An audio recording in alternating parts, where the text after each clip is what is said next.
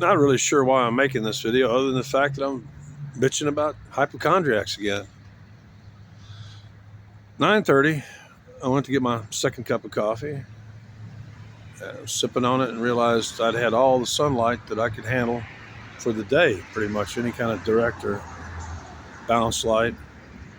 I got up to push my wheelchair to this spot by the parkway, and sure as shit, I look up over at the clinic, the hypochondriac clinic, and without the door closing, 8 people come busting out of there. Bear in mind, it's 9:30.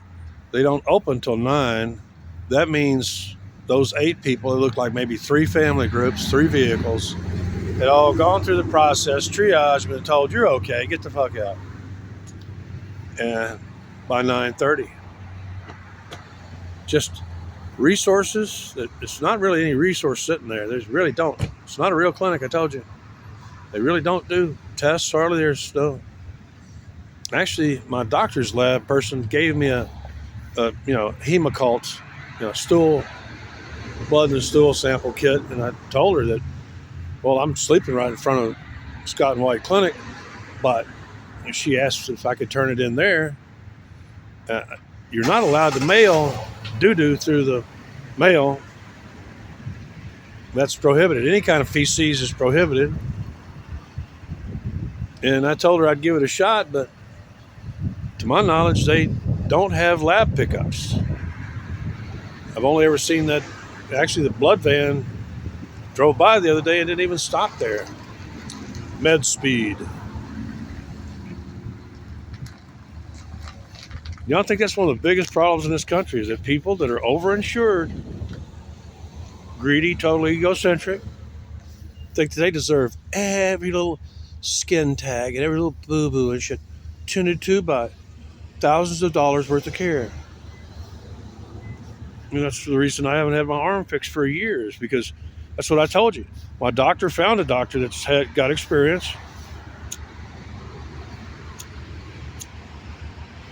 Well, then her staff didn't do the due diligence to check to see if he accepted my forms of insurance. I think he's legally required to accept the Medicare, but he was rejecting the Medicaid. And it was really, as I told you, they were just trying to squeeze me for money. They're trying to see if I had any assets left to give to them to enrich those greedy healthcare heroes. Please bear in mind, I'm going to end this pretty quick. The last 3 years, for those of you among us, my smoking deal where I pointed out that I have not worn a mask through all of COVID, except when forced to in a medical facility. I have not worn it into any store, anywhere. All I do is say medical, and I do. You don't fuck with my breathing. It's, I did have a history of asthma when I was around all them perfumed up fucking like college kids and people, and all them essentially male prostitutes and other shit. In Austin, when I was doing my cannabinoid work, I definitely had to smoke cannabis all the time then to keep my lungs open and functioning and non-reactive to, as I've told you before in another video, there is only one expectorant in all of medical research. There's only one medicine that will clear your lungs. It's cannabis. The FDA admitted 15 years ago that all the cough and cold remedies don't work. The ones that provide a little bit of relief that are full of pseudoephedrine, they're really not worth the cardiovascular risk of taking a single fucking dose. And they're only really applied to like bronchial problems more than anything. Because you don't really, in the bronchus, it'll help relieve a constriction, but elsewhere in the body it causes constriction. You get my drift? So, I've really been wanting to go on a tear on Trump and this being Insurrection Day, but I think most of y'all probably got it covered. I realized when I got up to get my second cup of coffee that about 600 feet was my limit today. I'm now at 700 feet of walking. And as long as I don't move, as long as I sit here like a statue all day doing nothing more than this, I'll be fine. But if I decide to go somewhere, buy something, or do something, I might have to take them damn pain pills. And this particular comment is directed to Mr. Clinton Lewis, who I believe I've met Mr. Lewis right here at the 7-Eleven one night. He's wearing a UT jersey. He's kind of a cowboy. He's a black man. I got it right. He's the one on Substance P said that opioids suck. He was in agreement. He's probably had his fair share of pain. He might have been a bull rider in his day. Them bull riders get tore up. And they do. I was going to tell you, Mr. Lewis, I'll finish with this is the bonus round for this short video. I've told this story before, but when they reconstructed my knee in 1970, I was on, oh gosh, it was a mess. I was on morphine for 5 weeks or so or more, and then pills, but after almost 4 weeks, actually after 3.5 weeks, they began starting. They actually kept me off of solids to prevent it because they knew that the amount of morphine and stuff was going to, and the lack of movement, lack of walking and stuff was going to constipate me. So after about 3.5 weeks or 3 weeks, they started giving me every kind of laxative. They didn't really have stool softeners then. I think they did. They just weren't. They started giving me enemas and shit, and not the correct. They were like them little disposable, but they were still like quart size and stuff. Nothing was working. May rig the bed with a trapeze. That's a bar where I can get up in case I have. Kept that pan handy in case I got the. And I worked on it. I was in labor for 3 days, Mr. Lewis.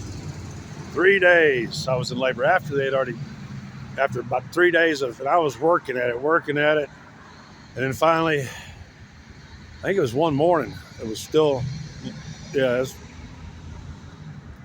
finally felt like I had enough muscular strength and I managed to hook onto that trapeze and pull myself up. Look at this, working that sigmoid colon and stuff. And I'm going, oh God, it says, oh yeah, it's coming. And I slowly actually had my chin above the bar and stuff.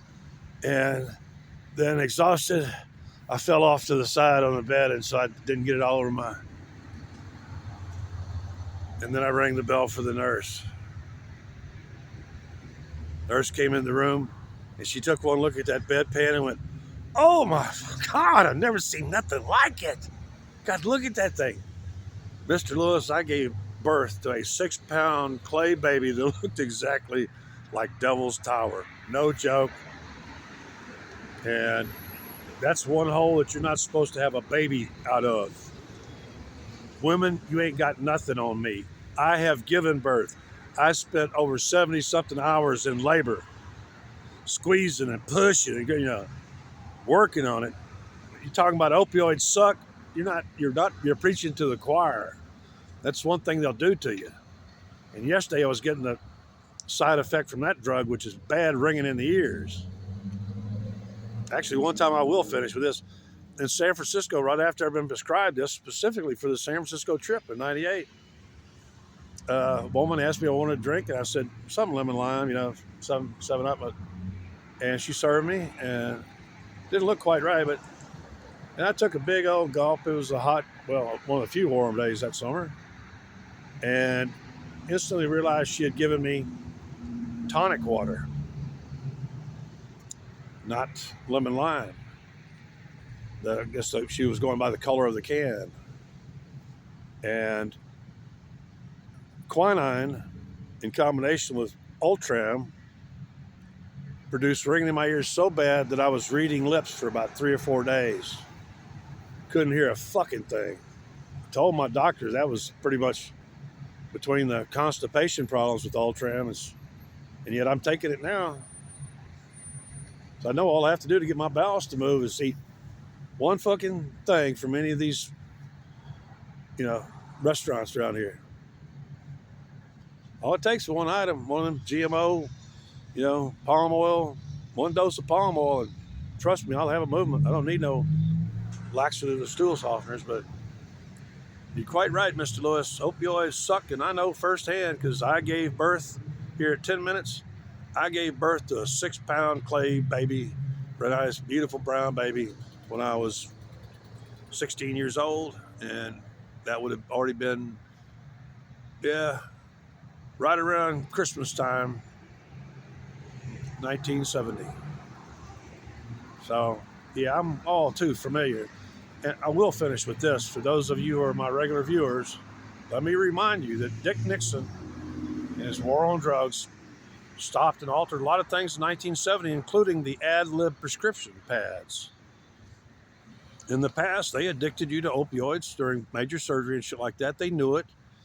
And that's why you were given prescriptions that would have 1, 2, 3, or 4 refills. And then at the bottom, there was a box to be checked off for ad lib. That means at liberty. Whenever the patient wants it, however much they want, because they have a resistance. Because we had a resistance to opioids. We take enormous quantities. I used to take a lethal dose, LD 99, at least 4 times, 99.99, that almost nobody in this country could survive, 4 times a day, and they carried me over. I was probably the last legal opioid addict in this country in 1971 with an ad lib prescription. But they do it good. They move you from one drug to the other till they get to Darvon, which causes such horrific withdrawal symptoms. It's almost as bad as methadone. Its cousin, methadone, relieves no pain. Methadone gets you high. Methadone just gets you fucking hungover and sick. Junkies love being sick. They love throwing up. So that's pretty much it. That's one of my claims to fame, was being the last legal opioid addict in this country. I got no trouble kicking opioids. I don't really understand too well the psychology of people who can't kick them, other than the fact that, yeah, they're the breakthrough pain,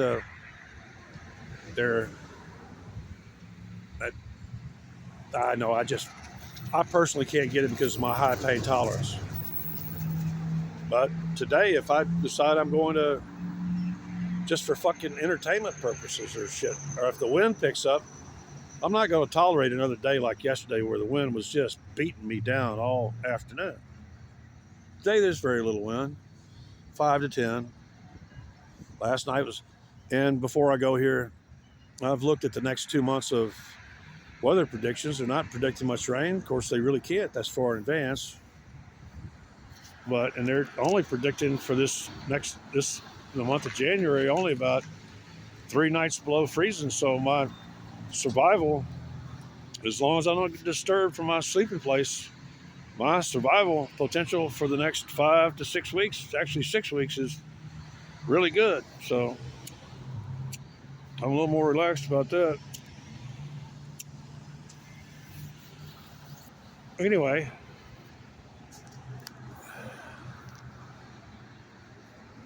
I think I just found the title. Anyway, that's enough for this. I just wanted to fucking, one more time, rip on all the people that waste enormous, all you cosmetic surgery freaks, pissing away billions on your bigger tits or getting your face, your Botox, all this shit. Fuck you. You know, when they were commenting on how I didn't look 70 years old yesterday, I just kept telling them, you need to look closer. It's mostly the fact that it was bad lighting, and the lighting was to my benefit, I should say. Very low, and it's mostly software, because usually when I have the battery saver off and stuff like that, the facial beautification kicks in, and I can look at some of my old videos where it's on and my face looks smooth as butter, and when it's not, it's all wrinkled up and fucked up. I look my age, trust me. I think having teeth is that look natural, that don't look like dentures, because shit, most people my age have at least had all their teeth, crowned or veneers or some shit like that, and I really still have almost all my lost three. I'm about to lose a fourth tooth, and I only started with 28. I told you before, I am not like you. I am not the modern devolved human with 32 teeth and small cranial capacity. I represent the pinnacle of human evolution. It's in my teeth, it's in my bones, it's in my DNA. And people keep getting insulted by the fact that I point that out. Is that the reason that you never had a shot at the NFL is because you don't have my DNA. And remember, I turned them down. They didn't turn me down. I turned down a contract with the Niners when I was 19 years old. Guaranteed in writing, right after they reconstructed his knee successfully, the Niners put it in print, quote unquote, whether he plays a down of college ball or not. They were letting me know that as soon as I turned 19, I could just walk on, sign the contract, collect my signing bonus, buy me a little car, and then get my fucking brains beat out and get all tore up. But they really only do it as a little secret here before we go. They only do that to rookies. The pros brother-in-law each other, and the incoming rookies who might take their job, they beat the snot out of them. They save all their vengeance for game day or for rookies. Just a little insider. Some of you want me to talk about my football days. I might do that in the next video. I've gotten several requests for that. So that's pretty much it. And I know the title of this video